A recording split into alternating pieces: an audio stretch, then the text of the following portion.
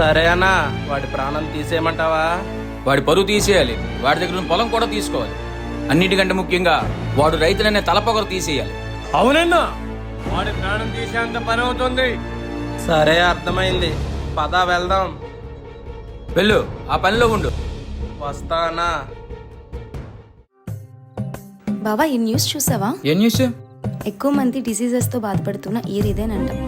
మనం తినే విధానంలో తప్పు ఉంది నందు. అవునా? ఏంటది? మనిషి 3 పూటలు 3 విధాలుగా తినాలి నందు. ఉదయాన్నే రాజులా, మధ్యాహ్నం మంత్రిలా, రాత్రికి భటుల్లా. కానీ ఇక్కడ అంతా రివర్స్గా ఫాలో అవుతున్నాం. ఉదయం భటుల్లా తినడం వల్ల బలం చాలక బద్దకిస్తున్నాం. అలానే రాత్రి రాజులా తినడం వల్ల ఎక్కలేని జబ్బులని తెచ్చుకుంటున్నాం. అవును బావా, ఈ పద్ధతి మారితే బాగుంటుంది. ఈడొస్తే చాలరా, భయం వేస్తుంది. ఎందుకురా? ఆడు ఆ డౌట్లతో చంపేస్తాడు రన్యా.